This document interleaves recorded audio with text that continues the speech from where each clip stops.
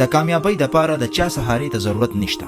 کله کله انسان سوچ کوي کچا زما سره مرسته کړي وي، کچا زما لاس نیولې وي، نو نن به زه کامیابم. خو نن زه تاسو ته یو سخته خو رښتینې خبره کوم، د کامیابی د پاره د چا سهاري ته ضرورت نشته. کامیابی یوازې د خپل ځان سره راځي. دا دنیا انسان ته دا درس ورکوي چې ته یوازې هیڅ نشي کولی. خو تاریخ سوایي هر هغه انسان چې کامیاب شوی دی هغه په شروع کې یوازې و.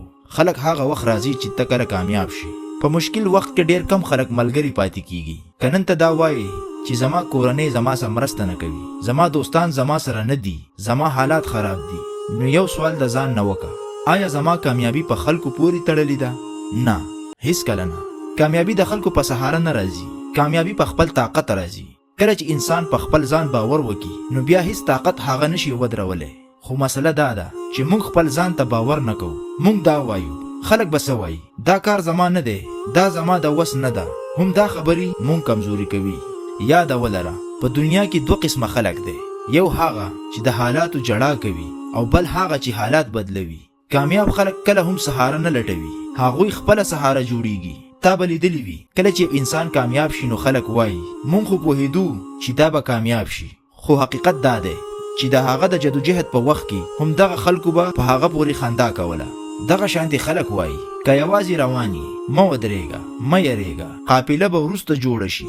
که نن څوک ستا سره ولاړ نه دي نو دا مه ګڼه چې ته کمزوری یې. دا یوازې دا معنی لري چې ستا وخت لا نه دی راغلی. خلک د هغې ونې لاندې کیني چې میوه لري. د کامیابی د ټول نه لوی دشمن ستا خپل سوچ دی. تر څو چې ته دا انتظار کوې چې څوک به راشي او ستا ژوند به بدل کړي، هیڅ هم نه بدلیږي. کله چې ته دا ومنله چې زما ژوند زما ذمهواري ده، هم هغه ورځ ستا کامیابي شروع کیږي. مشکل به راځي، ناکامي به راځي، درد به راځي، خو دا خبره یاده ساته هیڅ څوک نه راځي چې تا پورته کړي، ته به پخپله پورته کیږي. دا دنیا یوازې هغه خلکو ته سلام کوي چې وغورځېږي او بیا پخپله ودرېږي. نن زه تاسو ته دا وایم د چا انتظار مه کوه، خپل ژوند مه ضایع کوه، د چا په سهاره خپل خوبونه مه تړه. که ته کامیابېدل غواړې نو خپل ځان ته سهاره جوړ شه. آخره کې یوه خبره د زړه نه، که نن ته یوازې یې نو غم مه کوه. یوازیتوب کمزوري نه ده، یوازیتوب د کامیابۍ لومړی زینه ده. زه یم طارق علي خان او دا و د زړه آواز. که دا خبرې ستا زړه ته رسېدلې وي نو دا نورو ته هم ورسوه. کیدای شي بل څوک هم یوازې جنګ کوي.